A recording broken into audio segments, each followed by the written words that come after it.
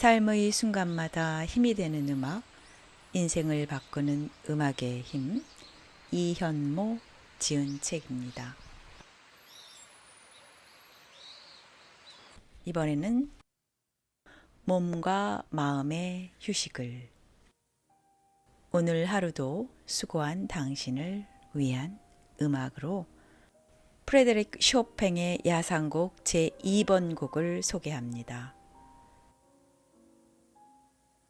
광속 사회 속에서 정신없이 바쁘게 사는 우리는 아직도 구석기 시대의 몸을 가지고 있습니다. 우리 몸은 수만 년 동안 매우 느리게 진화해 왔습니다. 게다가 12시간 단위로 활동과 휴식을 규칙적으로 반복하는 생체 리듬을 갖고 있습니다. 몸의 느린 진화 속도와 규칙적 생리 리듬을 무시하고 쉴 새 없이 빠르게 변화하는 현대사회는 우리를 쉽게 지치고 피로하게 만듭니다. 2015년 7월 현재 10대 청소년으로부터 노인에 이르기까지 대한민국 국민 10명 중 8명 이상으로 만성 피로를 느낀다고 합니다. 지금 제가 이 책을 읽고 있는 해는 2024년입니다. 2024년 10월 현재. 그렇다면 국민 10명 중 8명 이상으로가 아니라 10명 중 10명이 느낀다고 해야겠네요. 해가 떠 있는 낮에 몸과 마음이 분주히 움직였다면 해가 진 밤에는 몸과 마음이 편안히 쉬어야 합니다. 그러나 낮에 있었던 여러 일로 인해서 몸과 마음이 편안히 쉬지 못합니다. 억눌린 감정, 다친 마음, 긴장한 몸이 밤의 휴식을 방해하는 것이지요. 이제 몸과 마음을 꽉 조렸던 것들을 하나씩 내려놓으세요. 지금 아무도 당신을 지켜보지 않는다고 생각하고 가장 편한 자세를 취하세요. 그리고 긴 호흡을 몇 번 한 후 밤의 음악에 몸과 마음을 맡겨보십시오. 밤을 위한 휴식 음악에는 야상곡만 한 것이 없습니다. 야상곡, 즉 녹턴이란 음악 형식은 아일랜드의 피아니스트이자 작곡가인 존 필드가 창시한 것으로 알려졌습니다. 필드의 야상곡은 엄격한 소나타 형식을 버리고 정체를 알 수 없는 어떤 분위기를 단순한 형식 속에 자유롭고 느긋하게 펼쳐놓아 신비한 음향을 만들어냅니다. 존 필드의 작품 형식을 모방하여 쇼팽이 평생 남긴 21곡의 야상곡은 단순한 세토막 형식 ABA, 반복 안에 꿈을 꾸듯 조용하고 아름다운 선율이 반복됩니다. 그 중에서도 야상곡 제2번은 쇼팽의 야상곡 중에서 가장 많이 알려진 곡입니다. 처음부터 구름 위를 사뿐히 올라 걷는 듯한 아름다운 주제 선율이 우리 마음을 가볍게 들어 올립니다. 이 주제를 섬세한 장식음으로 변주해 가면서 되풀이하다가 점차 절정 부분에 이릅니다. 아름답지만 가벼운 주제 선율이 되풀이될 때마다 몸과 마음의 짐을 하나씩 내려놓는 것 같지요.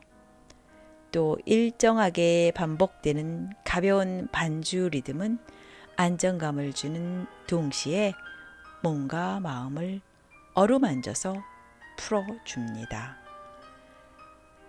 이 곡은 전체적으로 단순하고 순수한 느낌을 주며 감상자의 몸과 마음을 가볍고 맑게 만들어 줍니다. 가볍게 떠오르는 피아노 선율에 몸과 마음을 실어보세요. 구름처럼 둥둥 떠오르는 몸과 마음으로부터 낮 동안 쌓였던 무거운 감정과 피로가 하나하나 씻겨나갈 것입니다.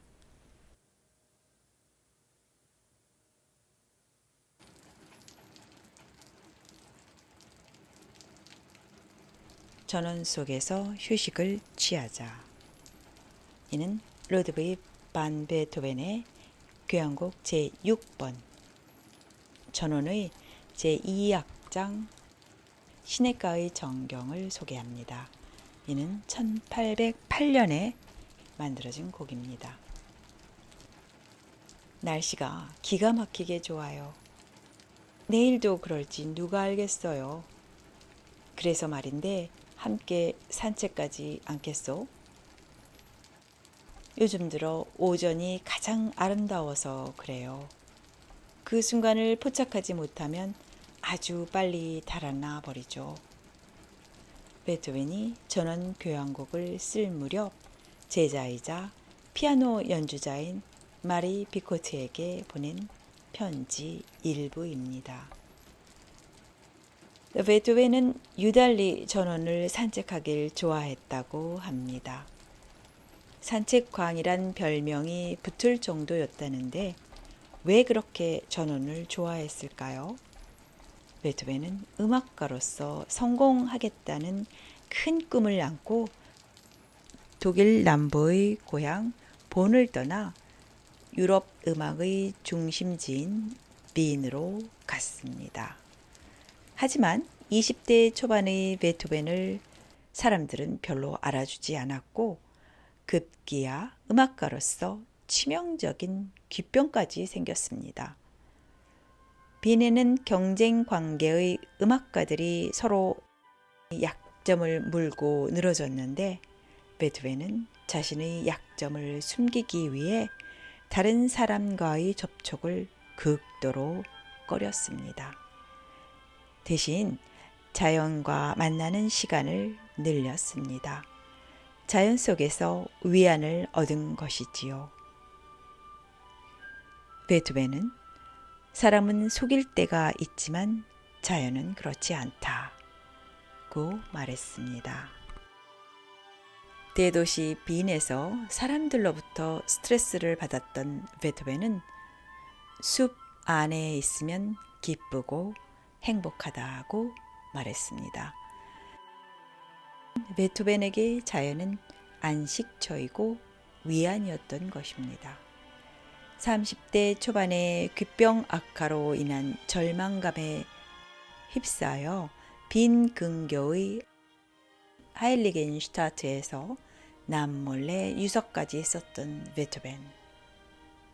그러나 그는 빈으로 돌아와 의욕적으로 창작 활동을 하면서 5년에 걸쳐서 교향곡을 연달아 발표했습니다. 교향곡 제3번 영웅, 교향곡 제4번, 교향곡 제5번 운명의 세 교향곡에서 운명을 개척하는 영웅의 몸 여행을 보여준다면 교향곡 제6번 전원에서 영웅은 자신이 태어난 자연과 어린 시절, 즉 자애로운 어머니의 품으로 돌아오는 것을 보여줍니다. 이 교향곡에는 어머니 품으로 돌아온 어린 아이의 마음처럼 편안함과 기쁨의 감정이 넘쳐 흐릅니다. 베토벤은 이 곡에 대해서 묘사라기보다는 차라리 감정의 표현이라고 말했습니다. 하지만 곳곳에 자연의 소리를 묘사하여 확실히 이 음악이 자연의 일부라는 것을 확인시켜 줍니다. 당시 자연의 즐거움을 묘사한 음악이 유행하던 것을 보고 베토벤도 이 교향곡에 전원이라는 표제를 직접 붙였고 시골 생활의 회상이라는 부제도 붙였습니다. 또 악장마다 다음과 같은 제목도 달았지요. 제1악장 시골에 도착하면서 느끼는 유쾌한 감정. 제2악장 시냇가의 정경.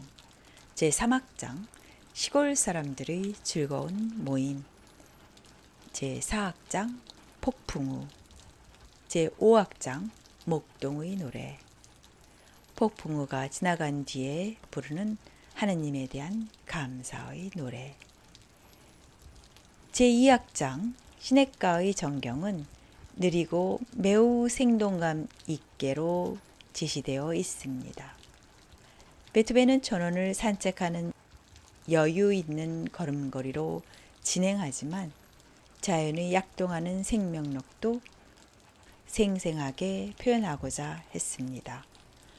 또 소나타 형식은 제시부 처음에 나온 주제가 발전부를 거친 후 마지막에 다시 재연하는데 마치 영웅이 집을 떠나 모험 여행을 한 후 다시 집으로 돌아와 안정을 취하는 것과 같은 구조입니다.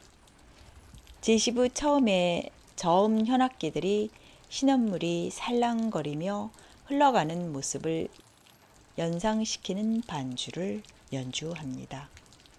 이어서 시냇가에 도착했을 때 즐거운 마음에 저절로 흘러나오는 콧노래 같은 제1주제 선율을 제1바이올린이 연주합니다. 시냇물을 묘사함과 동시에 즐거운 감정을 표현한 것이지요. 즐거운 감정은 클라리넷, 바순이 계속 노래합니다. 이어서 자연으로 돌아왔다는 안도감을 느끼게 하는 선율을 바이올린이 연주하는데 이 선율은 이후에도 자주 나옵니다. 제2주제는 바순, 비올라, 첼로가 각각 차례로 제1주제처럼 흥겨운 선율로 노래합니다. 그리고 현악기들이 이 선율을 합주하면서 점점 고조됩니다. 발전부에선 제1주제와 안도감을 느끼게 하는 선율이 자유롭게 전개되면서 고조되었다가 풀어졌다 합니다.